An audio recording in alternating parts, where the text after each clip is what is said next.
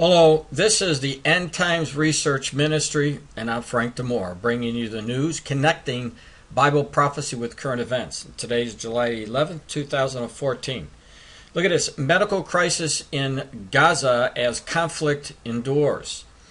And as I've been showing you for the past 4 or 5 days, that the news that we're presently seeing here is definitely news showing us that the Psalm 83 war is going to be fought soon. I can't tell you exactly how soon, but I know that it's coming. It's listed in the Old Testament, Psalm 83, and you can read it. It gives you the very nations who are going to be attacking Israel in the last days, of which the Palestinian, Hamas, the Fatah, Hezbollah, Lebanon. I'm going to keep that in mind. Lebanon's also engaged in there, and then we know that Egypt's going to come, and so is Saudi Arabia and some other nations. But I want to focus in on this article. First, I'm going to go over, as you can see, right over to the site, CNN site. I'm going to play this video for you, then scroll down and give you a little bit more information, connect the dots for you. Including children.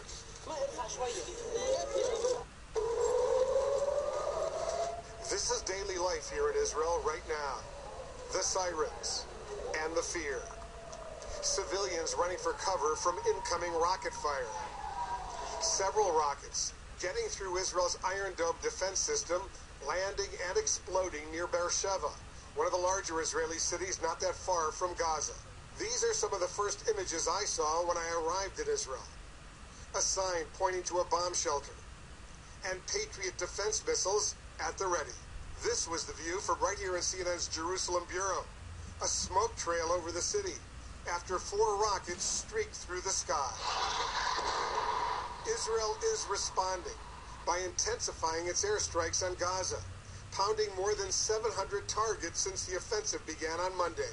Israeli Navy boats are offshore to protect against another brazen assault from the sea by armed militants.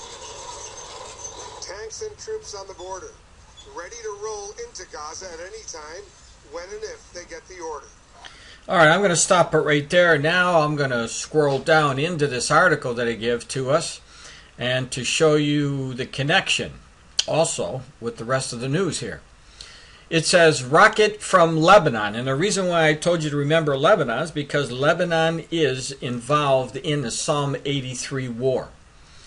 It says Israel faced attack from a second front Friday, but it is unlikely that a rocket fired from Lebanon signifies the widening of the conflict with Hamas.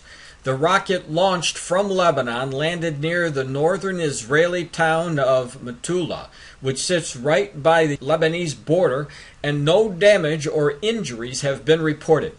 It was not immediately clear who fired the rocket.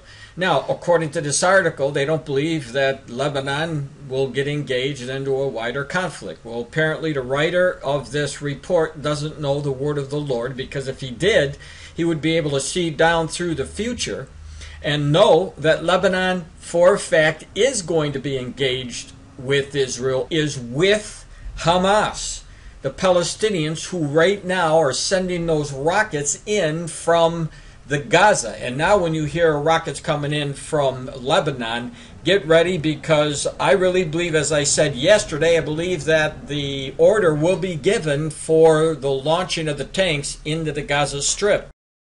Now, as I was giving you the article about the Lebanese firing a rocket into Israel, and how that the person who wrote the article didn't believe that they would be more involved in it, and I showed you how we should be looking for it. At the exact moment that I was going to post this, I got a phone call from my assistant, and my assistant told me, you better take a look at Fox News, because the Lebanese are getting involved and they're firing rockets into Israel. So I want to present that news to you as well.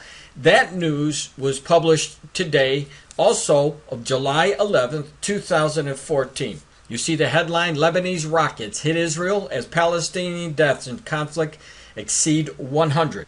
News, more rockets fired into Israel yet again today, and the Israelis step up their air offensive on the Gaza Strip.